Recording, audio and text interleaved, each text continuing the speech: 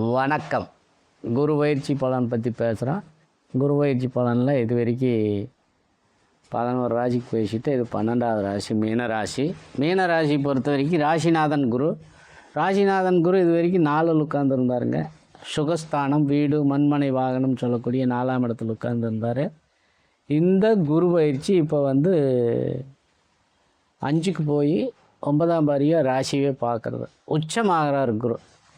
அதாவது மீன ராசியை பொறுத்த வரைக்கும் தனுசு ராசியை பொறுத்த வரைக்கும் 2க்குமே குரு ஆதிபத்தியம் தான். குரு தனுசு ராசிக்கு 8க்கு போகிறாரு, மீன ராசிக்கு 5க்கு போகிறார்.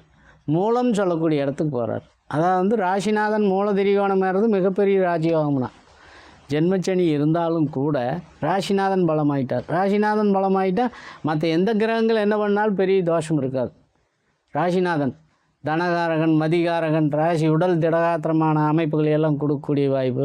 5ல் உட்கார்ந்தால் பூர்வ புண்ணியம், புத்திரவாக்கியம், தன்னுடைய கீர்த்தி, அந்தஸ்துன்னு சொல்லக்கூடிய அனைத்து அமைப்புகளும் இந்த மூலம் சொல்லக்கூடிய 5ஆம் இடத்தை பவர்ஃபுல்லாக பண்ணிடுது. 9ஆம் இடம் சொல்லக்கூடிய பாக்கியஸ்தானத்தை குரு பார்க்குதுங்க 7ஆம் பார்வையா. இது ஒரு மிகப்பெரிய நிறை பாக்கியம் அமையக்கூடிய வாய்ப்பும்.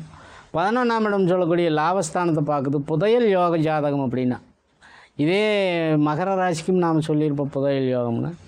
அதே மாதிரி மீன ராசிக்கும் புதையல் யோகத்தை கரக்கூடிய ஒரு அமைப்பு. இந்த குரு பயிற்சி, ராசிநாதன் குரு பயிற்சி தட்சிணாமூர்த்தியினுடைய அனுகிரகத்தால் மீன ராசியை பொறுத்த வரைக்கும் மிகப்பெரிய ராஜயோகத்தை தரக்கூடிய வாய்ப்பாக இருக்குது.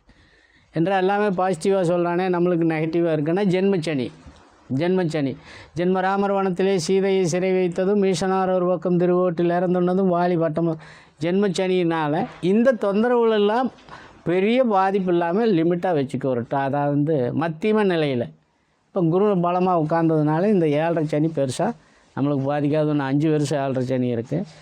ஆனால் இந்த ஒரு வருஷம் அந்த 7.5 சனி ஆதங்கத்திலிருந்து, ஜென்மச்சனியினுடைய ஆதங்கத்திலிருந்து நாம் தப்பிச்சுக்கிறோம். அதே ஒரு பெரிய வெற்றி. இது வரைக்கும் அதாவது பருவ வயசில் இருக்கிற கல்யாணம் காட்சி ஆகாதைகள் கல்யாணம் காட்சி நடக்கக்கூடிய வாய்ப்பும், தொழில் அமையாதைகளுக்கு தொழில் அமைஞ்சு விரத்தியாக தொழில் செஞ்சுட்ருக்கவங்களுக்கு இது ஒரு பாசிட்டிவாக இருக்குது. அதாவது என்னங்கன்னா டிரான்ஸ்லேஷன், ப்ரொமோஷன் அந்த மாதிரி அமைப்புகள் எல்லாம் கொடுக்கக்கூடிய வாய்ப்புன்னு ஒரு வருஷம் இருக்குது. இது வரைக்கும் ஒன்றுமே அமையலரா, நாம் என்னடா வாடகை விட்டு இருக்கிறோமேங்கிற சொந்த வீடு அமையிறது, வண்டி வாகனங்கள் திருப்தியாக அமையிறது. இந்த மாதிரி எல்லா நல்ல காரியம் நடந்தாலும் எல்லாத்துலேயும் சின்ன சின்ன பிரச்சனைகள் இருக்குது. அது தட்சிணாமூர்த்தி வழிபாடு பண்ணிக்கிறது 7.5ங்கிறதுனால அந்த சின்ன பிரச்சனை தான் நிவர்த்தி ஆகுது. இப்போ ஆற்றுல இருந்து தண்ணி கிழக்கு போனால் நாம் மேற்க நீந்தணும்னா ஒரு குறிப்பிட்ட டச் வரைக்குமே நீந்த முடியாது. கிழக்கையே நீந்திட்டு போனால் 2 கிலோமீட்டரும் கூட நீந்திட்டு போகலாம் சங்காமல். அப்போ நாம் எதிர்த்து இப்போ நீந்திட்டுருக்குறோம். எதிர் நீச்சல் போட்டு ஜெயிக்கணும்னா மிகப்பெரிய கஷ்டங்களும் இருக்கும். கஷ்டங்கள் இருந்தாலும் நாம் யாரை வணங்கணும்? தட்சிணாமூர்த்தி வழிபாடு நம்ம ராசிநாதனை வணங்கினாலே அந்த எதிர் நீச்சலிருந்து வெற்றி அடைஞ்சு மிகப்பெரிய யோகத்தை அமைக்கக்கூடிய வாய்ப்பாக 100 வருஷம் அமையுங்கிறத சொல்லி முடிச்சுக்கிறேன். நன்றி, வணக்கம்.